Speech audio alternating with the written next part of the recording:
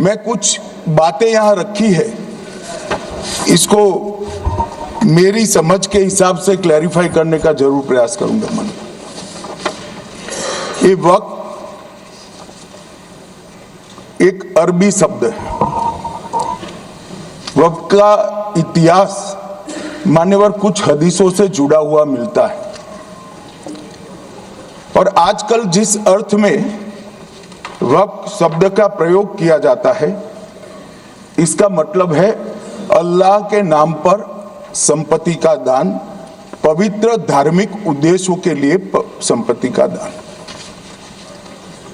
मान्यवर वक्त का समकालीन अर्थ, अभी जो अर्थ हम समझ रहे हैं, वो इस्लाम के दूसरे खलीफा श्री उमर के समय में अस्तित्व में आया।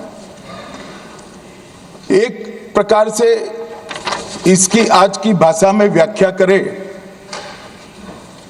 तो वक्त एक प्रकार का चैरिटेबल एंडोनमेंट है, और जहां एक व्यक्ति संपत्ति, भूमि या मूल्यवान संपत्ति धार्मिक या सामाजिक भलाई के लिए दान करता है, बिना उसको वापस लेने के उद्देश्य से, वहां वक्त की रचना करती। इसमें दान देता है, वो शब्द का बड़ा महत्व है। दान उस चीज का ही कर्ज किया जा सकता है जो हमारा है। सरकारी संपत्ति का दान मैं नहीं कर सकता मान्यवर, किसी और की संपत्ति का दान मैं नहीं कर सकता।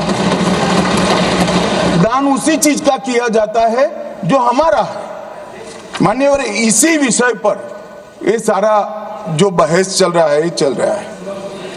भारत का जहां तक सवाल है, दिल्ली में सल्तनत काल के प्रारंभ में मुइज़्ज़ुद्दीन घोरी के समय पर पहली बार वक्फ अस्तित्व में आया। अंग्रेजों के जमाने में 1863 के धार्मिक दान अधिनियम से चलता था। बाद में चैरिटेबल प्रॉपर्टीज एक्ट 1890 से चला।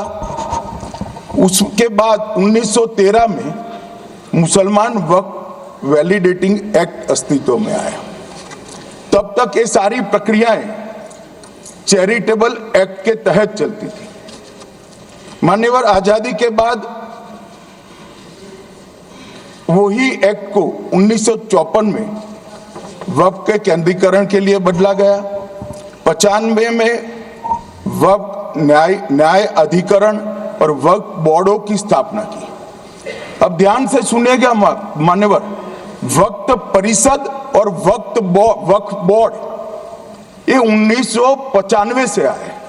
ये पूरा झगड़ा जो चल रहा है, आपने नॉन हिंदू को रख दिया और नॉन मुस्लिम को रख दिया, गैर मुस्लिम को रखा, वो झगड़ा वक्फ में दखल करने का है। पहले तो वक्फ में कोई गैर इस्लामिक सदस्य आएगा ही नहीं, ये स्पष्टता समझ लीजिए। ना मुतवल्ली गैर इस्लामिक होगा, ना वाकिफ गैर इस्लामी होगा। मान्यवर वहां कोई प्रोविजन नहीं है। जो धार्मिक संस्थाओं का संचालन करते हैं उसमें कोई गैर मुस्लिम व्यक्ति रखने का प्रावधान किया भी नहीं है, हम करना भी नहीं चाहते हैं मान्यवर। इसलिए जो बड़े बड़े भाषण करते हैं कि समानता का अधिकार चला गया, दो धर्मों के बीच में समानता नहीं रही, मुसलमानों के धार्मिक अधिकारों के बीच में दखल खड़ी हो जाएगी, कुछ नहीं होने वाला मान्यवर। इस दृष्टि से देखें तो 1995 तक वक्फ की काउंसिल और वक्फ बोर्ड था ही नहीं, वो तो 95 से आया। और मान्यवर ये जो भ्रम खड़ा किया जाता है कि ये एक्ट मुस्लिम भाइयों के धार्मिक क्रियाकलापों के अंदर, उनके दान की हुई संपत्ति के अंदर दखल करने का है, ये बहुत बड़ी भ्रांति फैलाकर माइनॉरिटी को डराकर अपनी वोट बैंक खड़ी करने के लिए किया जा रहा है मान्यवर। कहां पर गैर मुस्लिम सदस्य रखे जाएंगे परिषद में और वक्फ बोर्ड में। उसका काम क्या है? उनका काम धार्मिक क्रियाकलापों को कुछ चलाने का नहीं है। वो शुद्ध रूप से वक्फ का जो कानून, दान के लिए किसी ने दी हुई संपत्ति, उसका एडमिनिस्ट्रेशन अच्छे से चल रहा है नहीं चल रहा है, कानून के हिसाब से चल रहा है नहीं चल रहा है, या तो दान जिस चीज के लिए दिया गया, इस्लाम धर्म के लिए दिया गया, गरीबों के भोजन के लिए दिया गया, गरीबों के उद्धार के लिए, वो उद्देश्य के लिए इसका उपयोग हो रहा है नहीं हो रहा है, इसका नियमन करने का काम है मान्यवर। अब मैं इसको मान्यवर बाकी सारे धर्मों के साथ कंपैरिजन करते हैं और कहते हैं दखल किया है। मैं उसको स्पष्ट करना चाहता हूं। मान्यवर वक्फ जो है वो हमारे यहां ट्रस्ट एक्ट है, इसमें ट्रस्ट है। तो ट्रस्ट के अंदर जो ट्रस्ट को बनाते हैं वो ट्रस्टी होते हैं और एक मैनेजिंग ट्रस्टी होते हैं।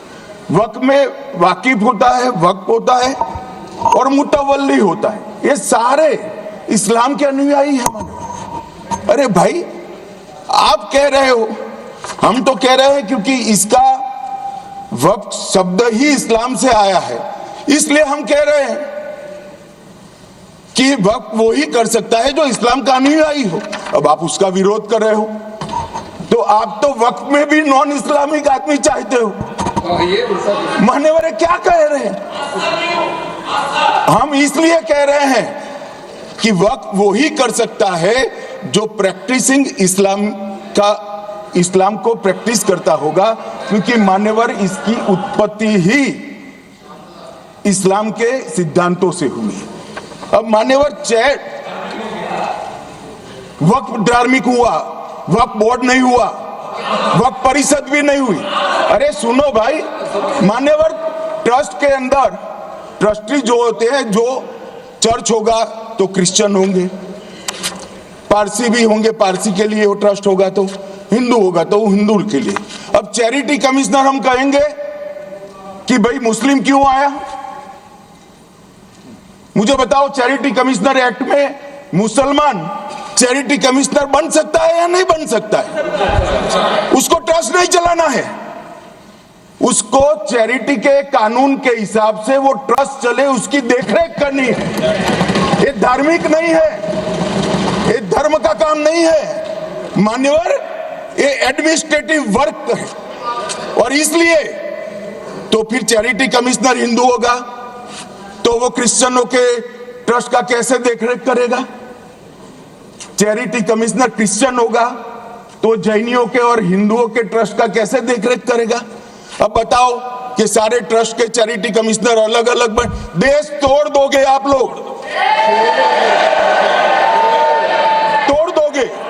हमने साहब, मैं अभी भी आपके माध्यम से, इस सदन के माध्यम से देश भर के मुसलमान भाइयों बहनों को कहना चाहता हूं, आपके वक्फ में एक भी नॉन मुस्लिम नहीं आएगा। ये एक्ट में ऐसा कोई प्रावधान नहीं।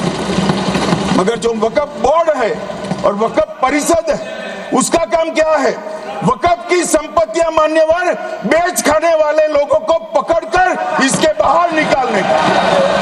वक्फ के नाम पर औने पौने दाम में संपत्तियों को 100 साल तक किराए पे देने वाले लोगों को पकड़ना है। वक्फ का जो पैसा होता है, इनकम जो गिरती जा रही है, जिसके माध्यम से माइनॉरिटी का विकास करना है, माइनॉरिटी को आगे बढ़ाना है, इस्लाम धर्म की सारी धार्मिक संस्थाओं को पुख्ता करना है, ये पैसा जो चोरी होता है ना, उसको पकड़ने का काम वक्फ बोर्ड, वक्फ परिषद करे। और मान्यवर वो चाहते हैं कि इनके राज में जो मिली भगत चली वो चलती रहे, ये नहीं चलेगी,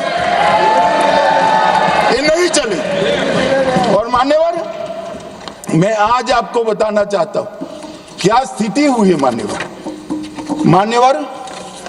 सबने कहा, रिपीटेशन भी होगा, परंतु मैं कहना चाहता हूं मान्यवर कि वक्फ के 2013 में जो अमेंडमेंट्स आए, अब बिल किरण भाई का है, मगर मैं कह सकता हूं कि वक्फ का 2013 का अमेंडमेंट न किया होता तो ये बिल लाने की शायद जरूरत न पड़ती।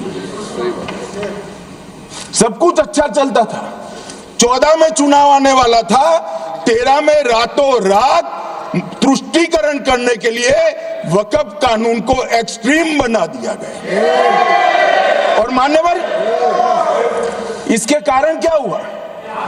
इसके कारण दिल्ली लुटियन की 123 वीवीआईपी संपत्ति कांग्रेस सरकार ने जब चुनाव मुहाने पर थे, 25 दिन दूर था, वक्फ को देने का काम कर दिया।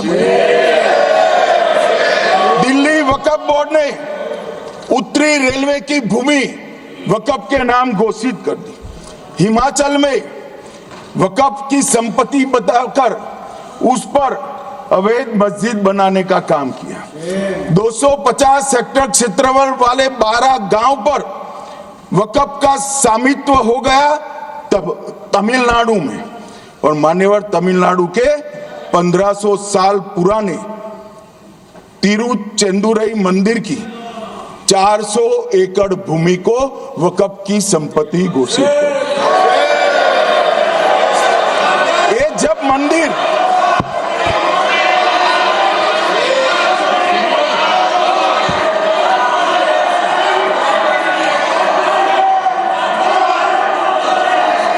मौका मिले अपनी बात के देना, प्लीज बैठिए। मान्यवर, कर्नाटक की आपको मौका मिले अपनी बात के देना, आप भी बहुत मिसलीड करते हैं। बैठिए गृह मंत्री जी। मान्यवर, कर्नाटक की मणिपट्टी समिति का रिपोर्ट में पढ़ रहा हूं, इसमें मेरा कुछ नहीं है, खड़े मत हो जाना। ये मणिपट्टी समिति का रिपोर्ट है। 29,000 एकड़ भूमि वक्फ की बिजनेस के उपयोग के लिए किराए पर दे दी।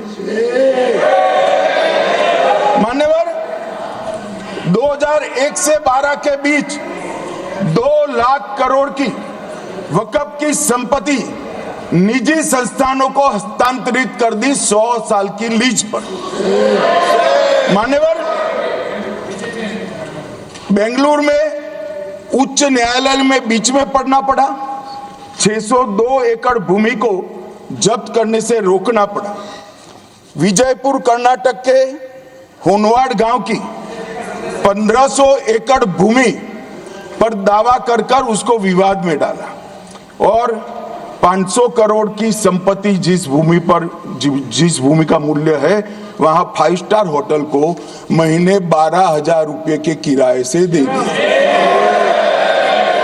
अब मान्यवर ये कहते हैं कि इसका हिसाब किताब न करो, इसकी देखरेख न करो। भाई, ये पैसा जो है देश के गरीब मुसलमान का है, ये धन्ना सोटों की चोरी के लिए नहीं, ये इसको रोकने के लिए। और इनके जो ठेकेदार बैठे हैं मान्यवर, ये यहाँ गरज गरज कर बोलते हैं, खुद तो समझे बगैर बोलते हैं, कुछ समझ कर बोलते हैं। उनको लगता है कि इससे हम जीत जाएंगे। मान्यवर, कर्नाटक में दत्तापीठ के मंदिर पर क्लेम किया, तालीपरंबा 75 साल पुराने एक दावे के आधार पर 600 एकड़ जमीन का दावा किया और ईसाई समुदाय की भी ढेर सारी जमीनों पर कब्जा कर लिया गया। मान्यवर, आज देश के कई गणमान्य चर्च और चर्च के समूह वक्फ बिल का समर्थन कर रहे हैं। उनको लगता है कि इसका विरोध कर हम मुस्लिम भाइयों की सिंपैथी जीतकर अपनी वोट बैंक पक्का करेंगे, उसमें कोई फायदा नहीं होगा अखिलेश। इसलिए कि 4 साल में मुस्लिम भाइयों को मालूम पड़ जाएगा कि कानून तो उनके फायदे में है। और इसके साथ ये दक्षिण के सारे जो सांसद बोल रहे हैं, अपनी अपनी कॉन्स्टिट्यूएंसी में सारे चर्च को मान्यवर नाराज कर रहे हैं, उनको पता नहीं, सारे चर्च को नाराज कर रहे हैं। सारे चर्च ने रिजोल्व किया है कि हम खिलाफ इसका हम समर्थन करते हैं। मान्यवर, तेलंगाना में 66,000 करोड़ की 1700 एकड़ जमीन पर दावा कर दिया। असम में मोरीगांव जिले की 134 एकड़ भूमि पर दावा हुआ।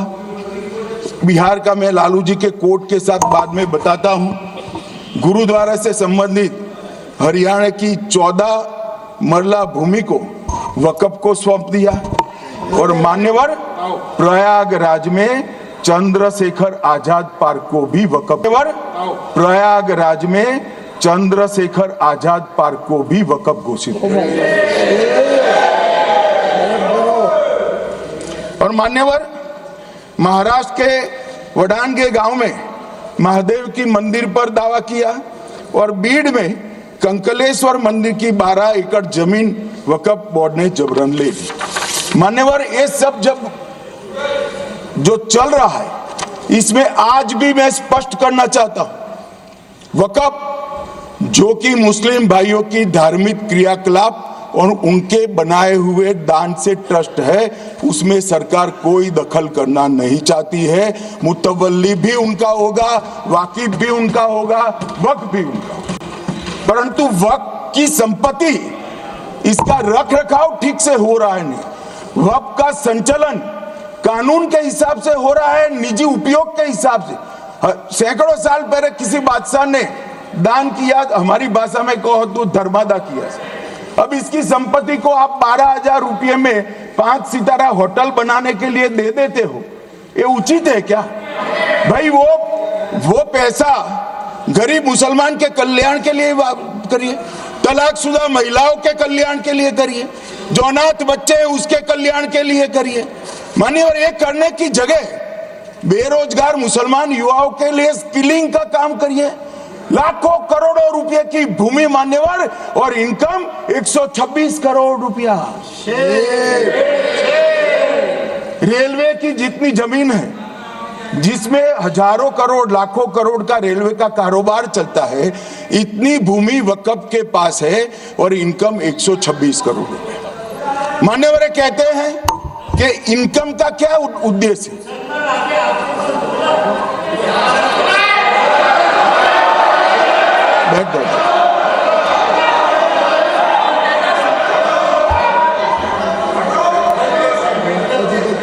मान्यवर, मैं दादा की टेंशन समझ रहा हूं, ये बंगाल के मुसलमान भी सुन रहे हैं, तो उनको टेंशन होना स्वाभाविक है। मान्यवर लालू प्रसाद जी, आज आरजेडी के सारे सदस्य बोले, जब 2013 का अमेंडमेंट आया, मैं लालू जी का तो पूरा पढ़ना चाहता हूं, बाकी सदस्यों का सिर्फ टोकन पढ़ूंगा। लालू जी ने क्या कहा? मैडम, सरकार जो यह संशोधन विधेयक पेश किया है, सरकार की पहल का हम स्वागत करते हैं। शाहनवाज हुसैन जी और अन्य माननीय सदस्यों ने अपनी बातों को यहां रखा, मैं उसका समर्थन करता हूं। आप देखिए, सारी जमीनें हड़प ली गई है, चाहे सरकारी हो या गैर सरकारी। वक्फ बोर्ड में जो काम करने वाले लोग हैं, उनके द्वारा सारी प्राइम लैंड को बेच दिया गया है। पटना में ही डाक बंगले की जितनी प्रॉपर्टी, सब अपार्टमेंट बन गए। इस तरह की काफी लूट खसोट हुई है। हम संशोधन विधेयक तो आपको अंत में लाए हैं, समर्थन करते हैं, लेकिन मैं चाहता हूं कि भविष्य में आप कड़ा कानून लाइए और ये जो चोरी करने वाले लोग हो उनको जेल की सलाखों के पीछे। अब साहब, लालू प्रसाद की इच्छा इन्होंने तो पूरी नहीं की, नरेंद्र मोदी जी ने पूरी कर दी। ये लालू जी ने कहा था एक कड़ा कानून लाइए। मान्यवर शरीफुद्दीन शरीफ, उन्होंने कहा मंत्री जी समझते हैं कि शायद इससे मुसलमानों का वोट मिल जाएगा, लिहाजा मुसलमान लोगों ने भी खुद ही तबाही मचाई है, इसलिए मैं गुजारिश करूंगा कि इसके लिए आप सख्त कानून बनाइए, उनके हाथों में हथकड़ियां पहनाइए और जो उनके कब्जे किए हैं वो जमीनों बेचकर गरीब और तलाकशुदा मुस्लिम बहनों का कल्याण करिए। इसके बाद श्री हमीदुल्लाह सैयद लक्षद्वीप से थे, उनका भी इसी टोन का भाषण है। और मान्यवर, मैं आज की बात नहीं कर रहा हूं, 2013 का जो बिल कांग्रेस पार्टी लेकर आई, इसके विरोध में इनके समर्थकों ने जो कहा था मान्यवर ये है। और क्या होगा भाई इससे? पारदर्शी ऑडिट होगी, आज ऑडिट ही नहीं हो रही। रिपोर्ट ऑनलाइन जमा करने की सिस्टम नहीं है, वो होगी, रिपोर्ट देनी पड़ेगी, बैलेंस शीट जमा करनी पड़ेगी, ऑडिट होगी, कैग के रिटायर्ड ऑफिसर ऑडिट करेंगे और मान्यवर पारदर्शिता आएगी। इससे क्यों डरना चाहिए किसी को? पारदर्शिता से क्यों? और वक्फ बोर्ड और वक्फ परिषद, इसका कोई ऑर्डर हम ऐसा नहीं लिख रहे हैं कि कोर्ट में नहीं जा सकते। आपने तो कर दिया था कि एक ऑर्डर को कोई कोर्ट में चैलेंज ही नहीं कर सकता, पूरा संविधान वहां समाप्त कर दिया मान्यवर। और मान्यवर हम तो इसको कहते हैं कि कोई भी चैलेंज कर सकता है कायदे की अदालत में। इस देश में संविधान का राज है, ग्रीवेंसेस जिसका भी हो कोर्ट में जा सकता है। 2013 में जिसकी भूमि हड़पी, इसके ग्रीवेंसेस को भी कोर्ट के फोरम से बाहर करने का पाप एक कांग्रेस पार्टी ने किया। मान्यवर एक अफवाह और फैला रहे, रिट्रोस्पेक्टिव इफेक्ट से आ रहा है। मैं स्पष्ट कर देना चाहता हूं, इस सदन में बोलने के वक्त जिम्मेदारी के साथ बोलना चाहिए। अगर ये कानून का पहला पेज और तीसरी तक धाराएं भी पड़ी होती तो इसमें स्पष्ट लिखा है ये कानून का अमल जिस दिन पारित होने के बाद भारत सरकार नोटिफिकेशन बाहर निकालेगी उस दिन के बाद होगा। मतलब रिट्रोस्पेक्टिव इफेक्ट नहीं है, मगर मुस्लिम भाइयों को डराया जा रहा है कि रिट्रोस्पेक्टिव इफेक्ट से आएगा। मान्यवर ये कह रहे हैं कलेक्टर क्यों रखा है? मुझे एक बात बताओ भाई, जो बता सकते हैं, अगर किसी मंदिर के लिए जमीन खरीदनी है तो जमीन की मालिकी किसकी है वो हमारे देश में कौन तय करता है? सबको मालूम है, कलेक्टर करता है सर, रेवेन्यू ऑफिसर वही है। तो अगर वक्फ की भूमि जो वक्फ कर रहा है उसकी है या नहीं है, इसकी जांच कलेक्टर करे तो इसमें आपत्ति क्या है? वक्फ तो दान है भाई, और दान अपनी संपत्ति का किया जा सकता है, किसी और की संपत्ति का नहीं किया जा सकता। गांव में कोई बेचारा अमेरिका गया है 4 महीने पढ़ने के लिए, घूमने के लिए, आता है तो कि वक्फ घोषित हो गया। कोई कारोबार करने के लिए दिल्ली आया, आता है तो कि वक्फ घोषित हो गया। अरे ऐसा नहीं होता भाई, कलेक्टर को पूछना पड़ेगा सरकारी संपत्ति है या नहीं है, इसकी जांच करनी चाहिए या नहीं करनी चाहिए। ढेर सारे मंदिर बनते हैं, बने भी है, बनेंगे भी, ढेर सारे चर्च बने हैं, गुरुद्वारे बने हैं, सरकारी संपत्ति पर बन सकते हैं क्या? नहीं बन सकते मान्यवर। जहां वक्फ की घोषणा होती है वो भूमि सरकारी है या नहीं है वो सत्यापित करना ही चाहिए, और कलेक्टर के अलावे इसको कोई सत्यापित नहीं। मान्यवर इन्होंने मैंने पहले भी बताया मान्यवर, कोर्ट को भी रास्ते से निकाल दिया। मैं बाद में बात करता हूं मान्यवर ये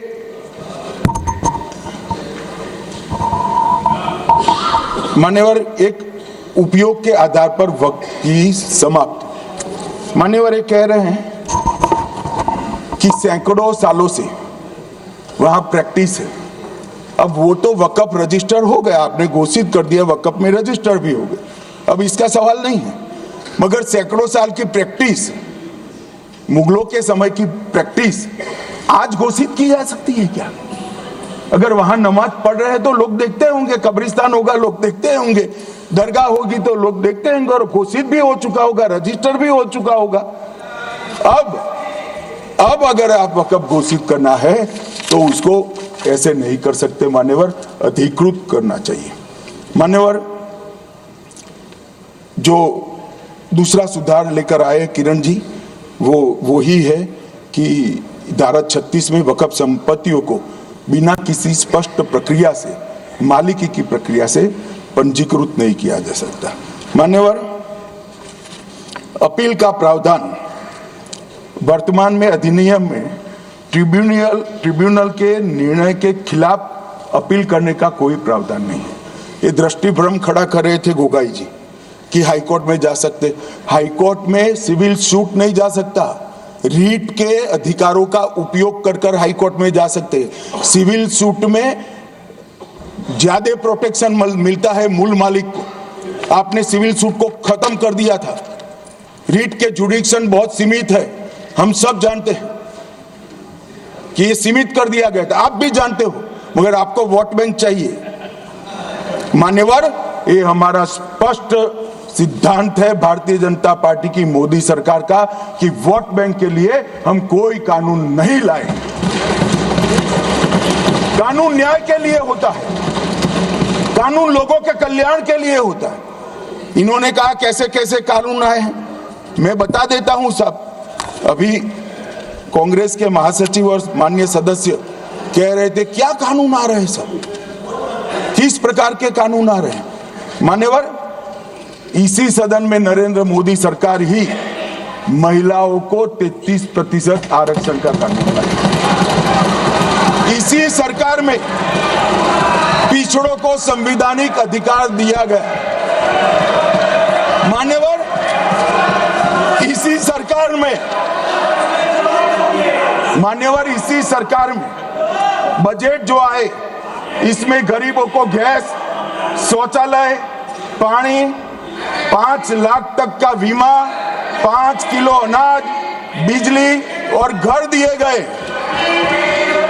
मान्यवर, और कन्वर्जन कानून की बात करते थे और हंसते हंसते कहते थे कर्नाटक सरकार कन्वर्जन कानून लेकर आई है। सबसे पहला कन्वर्जन कानून उड़ीसा और मध्य प्रदेश में कांग्रेस सरकार लेकर आई है, मगर उस वक्त कांग्रेस सरकार तुष्टीकरण की नीति पर नहीं चलती थी, महात्मा गांधी के सिद्धांतों पर चलती थी। मध्य प्रदेश और उड़ीसा में सबसे पहला कन्वर्जन के खिलाफ कानून कोई लाए तो कांग्रेस पार्टी लाई, और मुझे गर्व है मेरी पार्टी की सरकारें कन्वर्जन पर कानून लाती है। माने, और सबको अपना धर्म का अनुसरण करने का अधिकार है, कोई शौक से करे, मगर लोभ, लालच, भय, इससे धर्म परिवर्तन नहीं कराया जा सकता। किसी गरीब के पास खाना नहीं है, खाना देकर उसका धर्म बदला दोगे? कोई थोड़ा कम पढ़ा लिखा व्यक्ति है, उसका धर्म बदला दोगे? ऐसे नहीं होगा मान्यवर। और आपने भी किए हैं कानून, आप नए नए आए हो, आपको मालूम नहीं है मान्यवर, इनको मालूम नहीं, अभी अभी आए हैं 5 साल से। ये कांग्रेस पार्टी ने कानून किए थे मान्यवर। अपील का प्रावधान भी हमने आगे बढ़ाया, और गैर मुसलमानों के द्वारा दान की गई संपत्तियों पर, गैर मुसलमानों की दान की संपत्तियों पर वक्फ अधिनियम को हमने लगने से मना कर दिया। माने, उनके लिए चैरिटी कमिश्नर का कायदा है। ये प्रैक्टिसिंग इस्लाम, जो इस्लाम की प्रैक्टिस करते हैं, इसीलिए मान्यवर हमने ओवरराइडिंग इफेक्ट को भी समाप्त कर दिया। मान्यवर, ये ट्रस्ट का नियमन करने का जो कानून होता है, जैसे चैरिटी कमिश्नर के कानून में कोई ओवरराइडिंग इफेक्ट नहीं है। जहां क्लासेस आते हैं वहां ओवरराइडिंग इफेक्ट होती है। यहां ओवरराइडिंग इफेक्ट इसलिए देगी कि आप जिसकी संपत्ति हड़पी जाएगी उसको कोर्ट से जाने से रोकना चाहते थे, इसलिए ओवरराइडिंग इफेक्ट जो हमने मान्यवर निकाल दिया है। मान्यवर, एक ऐसी चर्चा लेकर आए कि चर्चा नहीं हुई। मैं आपको बताना चाहता हूं, 2013 में जो अमेंडमेंट बिल आया, जिसके कारण ये बिल लाना पड़ा, वो बिल में कुल मिलाकर 5.4 घंटे चर्चा हुई थी, 5.5 घंटे दोनों सदन मिलाकर। और इस बिल में दोनों सदन मिलाकर 16 घंटे चर्चा हो रही है मान्यवर, 16 घंटे। इसके अलावे हमने डिमांड किया समिति बनाओ, समिति भी बनाई, 38 मीटिंगें हुई, 113 घंटे चर्चा हुई, 284 हितधारक बनाए गए। वक्फ बोर्डों की संख्या, जो उपस्थित वक्फ बोर्ड भी हुए राज्यों के, 25 हुए। राज्य सरकार के प्रतिनिधि 15 राज्य सरकारों के आए, सांसद 8 हुए, विधायक विधान परिषद 7 हुए और अध्ययन दौरे 3 किए गए और अल्पसंख्यक आयोगों को भी 5 बुलाया गया। ये सबसे 92.68 लाख करीब 1 करोड़ सुझाव देश भर से ऑनलाइन आए। इसकी मीमांसा कर एक कानून बना है। आप ऐसे इसको खारिज नहीं कर सकते हो पूरी प्रक्रिया को। आप जो कर रहे हैं 5.5 घंटे की प्रक्रिया, ये बहुत लोकतांत्रिक प्रक्रिया है और हम 16 घंटे चर्चा करते हैं कि चर्चा आपके अनुरूप चर्चा नहीं हो सकती। इस सदन में हर सदस्य बोलने के लिए स्वतंत्र है। कोई परिवार की यहां चलती नहीं है। ये तो जनता के नुमाइंदे हैं, किसी की कृपा से नहीं आए हैं। मान्यवरों, जो दिल में है, जो जनता की आवाज है, वो रखेंगे।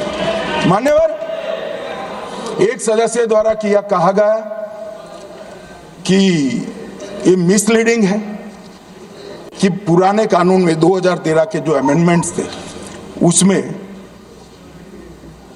अपील का प्रोविजन था। अब मैं कहना चाहता हूं 83(9) उसमें अधिकरण द्वारा किए गए किसी भी विनिश्चय का आदेश विरुद्ध, चाहे वो अंतरिम हो या फाइनल, इस पर अपील नहीं हो सकती। इसका मतलब अपील का प्रोविजन आपने रखा ही नहीं था। सिविल न्यायालय, राजस्व कोर्ट और अन्य प्राधिकरण उसके अधिकार क्षेत्र पर भी प्रतिबंध लगा दिएगा और सरकारी अधिसूचना जो बाद में वक्फ बोर्ड और वक्फ परिषद के एडवाइस से होगी, इसको भी कोई चुनौती नहीं दे सकता। मान्यवर, मुझे ये बताओ कि अभी फैशन है संविधान लहराने की। ये संविधान के हिसाब से सरकार का या किसी भी निजी संस्था का कोई भी फैसला मान्यवर कायदे की कोर्ट से बाहर कैसे हो सकता है? कोई भी फैसला हो, ये देश की अदालत वो फैसले तक रुचि नहीं रखेगी। नागरिक ग्रीवेंसेस लेकर कहां जाएंगे? जिसकी भूमि हड़प कर ली गई वो कहां जाएगा? ऐसा नहीं चलेगा। आपकी वोट बैंक के लिए आपने किया था, हम खारिज कर रहे हैं। ऐसा नहीं चलेगा। अदालत में जाइए, जिसको ग्रीवेंसेस है आइदर और साइड से, और अदालत न्याय करेगी। न्याय के लिए तो अदालतें बनी है। और मान्यवर, यहां एक सदस्य ने कह दिया माइनॉरिटी इस कानून को स्वीकार नहीं करेगी। क्या धमकाना चाहते हो भाई? संसद का कानून है, सबको स्वीकार करना पड़ेगा। स्वीकार नहीं करेंगे मतलब क्या है? कैसे बोल सकते हैं कोई हम कानून को स्वीकार नहीं करेंगे? ये कानून भारत सरकार का है, हर एक पर बंधन करता होगा और इसको स्वीकार करना पड़ेगा। मान्यवर, ये हमने तो खैर वक्फ को छेड़खानी नहीं की। वक्फ बोर्ड और वक्फ परिषद के अंदर बदलाव किया है, मगर वक्फ के लिए भी क्या क्या जजमेंट आए। सैयद फजल पुकोया थंगल बनाम भारत संघ 10/11/28 को केरल उच्च न्यायालय ने उन्होंने कहा वक्फ बोर्ड एक स्टैट्यूटरी बॉडी है, यह मुस्लिम समुदाय का प्रतिनिधि निकाय नहीं है। इसका फंक्शनिंग मान्यवर एडमिनिस्ट्रेटिव है। धार्मिक क्रियाकलापों को तो वक्फ ने करना है, चाहे कब्रिस्तान हो, चाहे दरगाह हो, चाहे मस्जिद हो, चाहे चैरिटी का काम, वो वक्फ बोर्ड को नहीं करना है भाई। ये केरल हाईकोर्ट ने किया। इलाहाबाद हाईकोर्ट ने भी, उसने तो मुतवल्ली तक भी कहा है, अगर हम मुतवल्ली तो जो धर्म का है वही रखेंगे।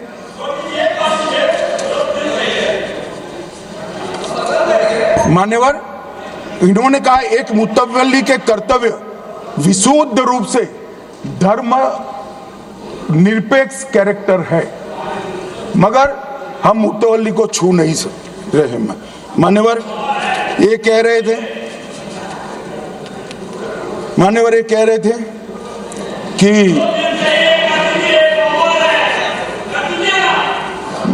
मान्यवर ये कह रहे थे कि कोई गड़बड़ियां नहीं हुई। मान्यवर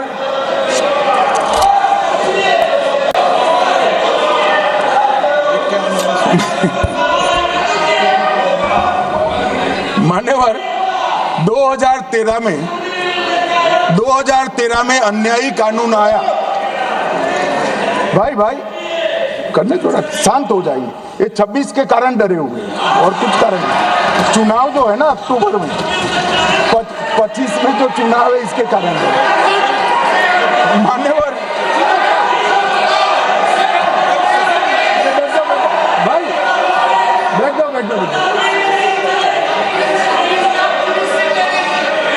मान्यवर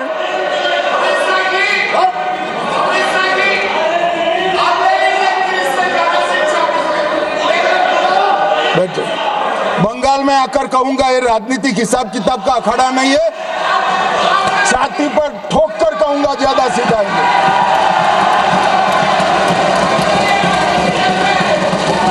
मान्यवर 2013 के अरे बैठ जाओ वकील साहब बैठ जाइए। मान्यवर 2013 में जे वो भी रिपीट होने वाले हैं। मान्यवर 2013 में बैठ जाओ। मान्यवर 1913 से लेकर 2013 तक 1913 से 2013 तक वक्फ बोर्ड का कुल एकड़ में भूमि सब वक्फ का मिलाकर 18 लाख एकड़ था। मेरी विनंती है सभी सदस्य इसको ध्यान से सुनिए। 1913 से 2013 तक 18 लाख एकड़ और 13 से 25 तक एक कानून बनने का परिणाम क्या आया और नई 21 लाख एकड़ भूमि बढ़ गई। अब मान्यवर 39 लाख एकड़ जो भूमि है उसमें 21 लाख एकड़ 13 के बाद है। अब ये कह रहे हैं कि इसका दुरुपयोग नहीं हो रहा है मान्यवर। और लीज पर दी गई संपत्तियां 20,000 थी और 25 में रिकॉर्ड के हिसाब से हो सकता है गलत भी हो सकता है, रिकॉर्ड्स के हिसाब से शून्य हो गई। तो मान्यवर संपत्तियां कहां गई? मान्यवर बेच दी गई। किसकी संपत्ति से, किसकी परमिशन से बेचा?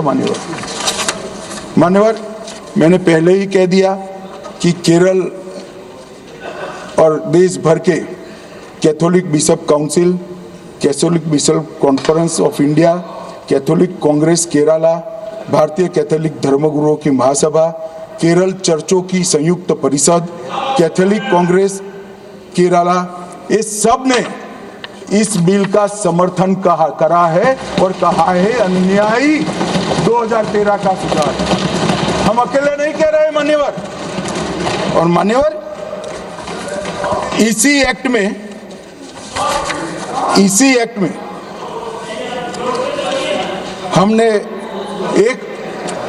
एक बात कही कि जो योगदान था वक्फ बोर्ड का वो 7% से घटाकर 5% कर दिया। मान्यवर अब ये जो कह रहे हैं ये मुसलमान भाइयों के हित में कह रहे हैं जिसका विरोध कर रहे हैं या अहित में? अगर 7 से 5% हमने कम किया तो कहां जाएगा? वो वक्फ में रहेगा। वक्फ बोर्ड का कम किया है। जो मस्जिद चल रही है उसको हमने 2% बढ़ाया है। ये उल्टा समझ रहे हैं मान्यवर। ये बिल जमीनों की सुरक्षा प्रदान करेगी मान्यवर।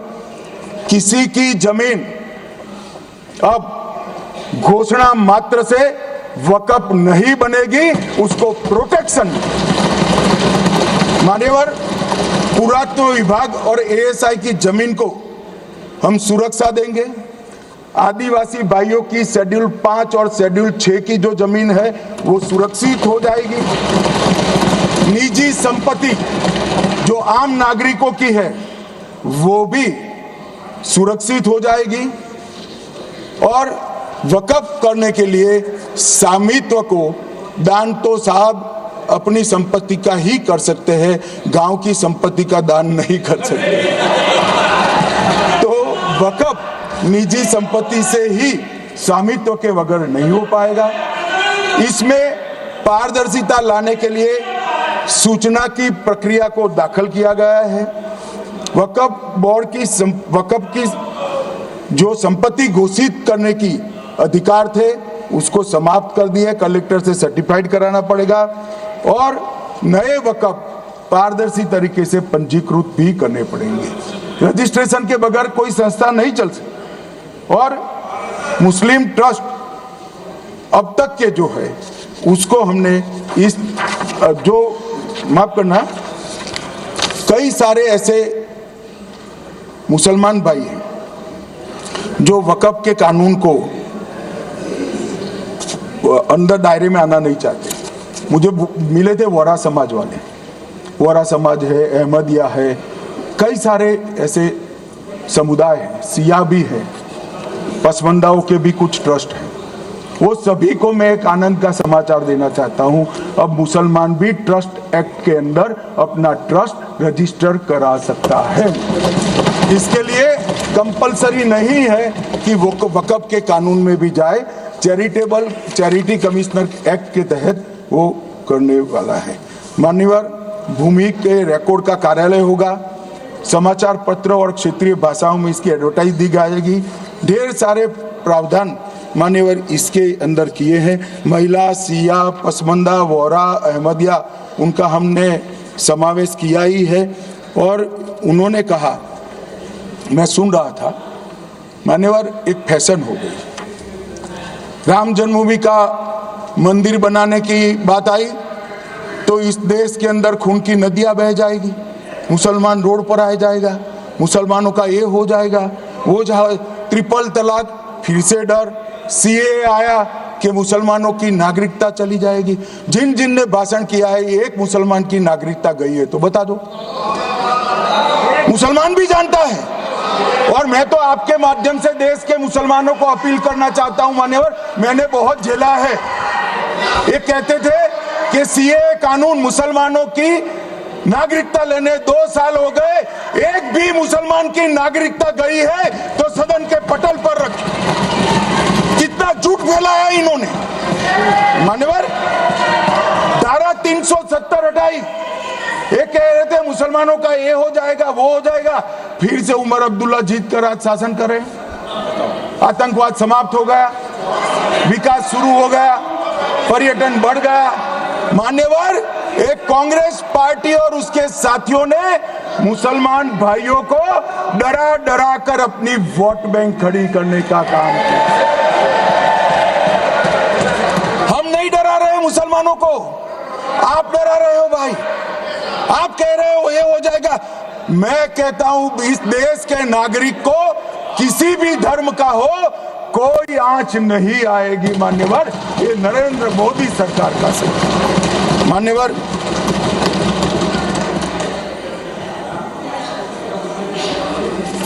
इनको मान्यवर ना पिछड़ों की चिंता है ना मुसलमानों की। ये सालों से जातिवाद और तुष्टीकरण इसके आधार पर काम करते हुए आए हैं और जातिवाद और तुष्टीकरण की राजनीति कर कर अपने परिवार की पॉलिटिक्स को आगे बढ़ाए हैं। मगर 2014 से मान्यवर जातिवाद, तुष्टीकरण और परिवारवाद को एक साथ नरेंद्र मोदी ने समाप्त कर कर विकास की राजनीति इस देश में प्रस्तावित। पॉलिटिक्स ऑफ परफॉर्मेंस, परफॉर्म करिए और चुनकर आइए। 3 टर्म मोदी जी को चुना है और 3 टर्म भारतीय जनता पार्टी की सरकार रहने वाली है। मेरी बात ठीक कर। मान्यवर, अंत में मैं किरण जी को बहुत बहुत बधाई देना चाहता हूं कि बहुत अभ्यास कर सारे दूषणों को निकालकर वक्फ कानून को शुद्ध, पारदर्शी और उद्देश्यों को समर्पित बनाने का काम रिज्जू साहब लेकर आए हैं। मैं इसका समर्थन करता हूं। ईटी मोहम्मद बशीर, आप कुछ बोलना चाहते थे?